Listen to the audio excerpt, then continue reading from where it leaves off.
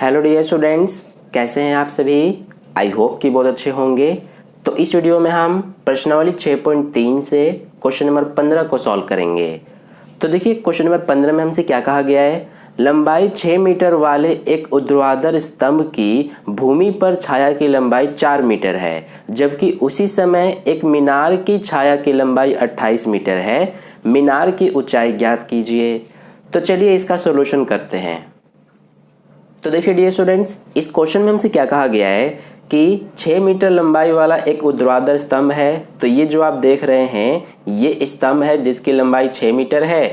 तो इस स्तंभ की भूमि पर छाया की लंबाई 4 मीटर है। तो ये इसकी छाया की लंबाई है जो कि 4 मीटर है, क्योंकि यहाँ से अगर सूरज की रोशनी इस स्तंभ पर पड़ेगी तो यहाँ पर कुछ इस तरह से इसकी छाया बनेगी।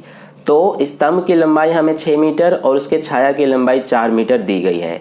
इसी तरह से आगे हमें कहा गया है कि उसी समय एक मीनार की छाया की लंबाई 28 मीटर है। तो ये जो आप देख रहे हैं PQ, ये मीनार है। तो इसकी छाया की लंबाई हमें दी गई है जो कि 28 मीटर है। तो हमें इस मीनार की जो ऊंचाई है वो बतानी है बस। ठीक है, तो चलिए बताते हैं। इसके लिए क्या करेंगे हम, सबसे पहले ये जो हमारा त्रिभुज बन रहा है ये एक समकोण त्रिभुज बनेगा, क्योंकि हमसे कहा गया है कि जो स्तंभ है वो ऊर्ध्वाधर है, यानी कि बिल्कुल सीधा है, इसीलिए 90 डिग्री का कोण बनेगा। सेम ऐसे ही इसमें भी।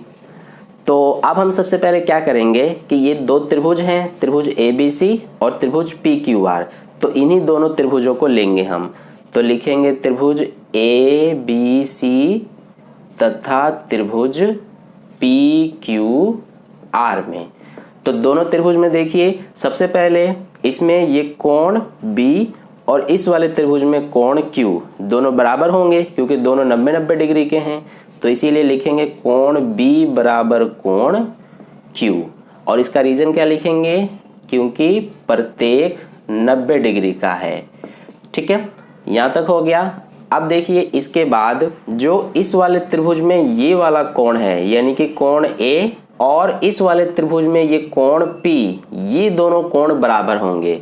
क्यों, ध्यान दीजिए, जो ये स्तंभ है इसकी छाया की लंबाई और जो ये मीनार है इसकी छाया की लंबाई दोनों जो है एक ही टाइम पे बन रहे हैं। यानी कि जिस समय इस स्तंभ की ये छाया की लंबाई 4 मीटर थी, उसी समय इस मीनार की जो छाया की लंबाई है वो 28 मीटर थी। ठीक है, तो एक ही समय पर इन दोनों के छाया की लंबाई ये दी गई है। तो इसीलिए जो सूरज द्वारा बनाया गया कोण होता है एक ही समय पर वो बराबर होता है।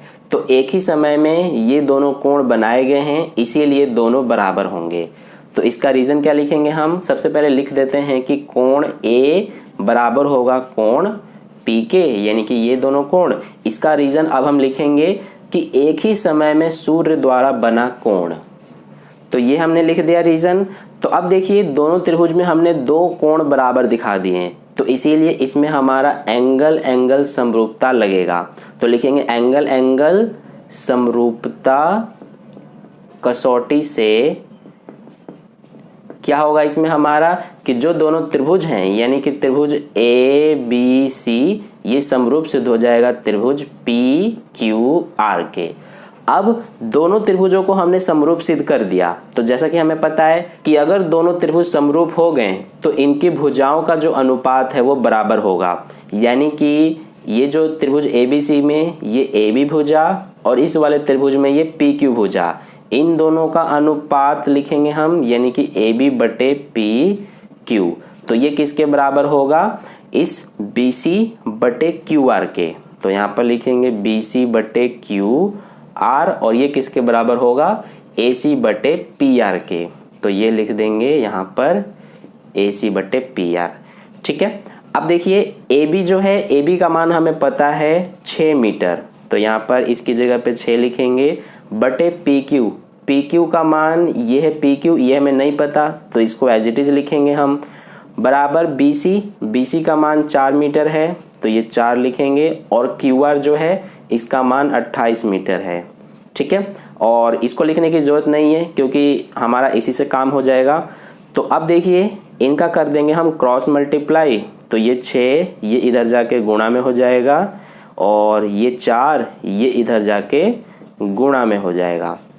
अब देखिए ये 6 गुना 28, ये 4 इधर आके भाग में हो गया तो इधर बचेगा PQ।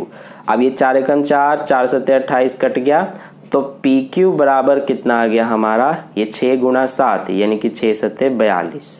तो PQ का मान हमारा 42 आ गया। ठीक है, और ये 42 सेंटीमीटर आएगा। तो यहाँ पर अब हम लिख देते हैं कि हमसे क्या पूछा है, मीनार की ऊंचाई। तो लिख देंगे अतः मीनार की ऊंचाई कितनी हो जाएगी, 42 सेंटीमीटर। ठीक है, तो इस तरह से हमारा जो क्वेश्चन नंबर 15 है इसका सॉल्यूशन कंप्लीट हुआ। आई होप आपको अच्छे समझ में आ गया है। और अगर आपको कहीं पे कोई डाउट है तो आप मुझसे कमेंट करके पूछ सकते हैं, मैं आपको समझा दूंगा।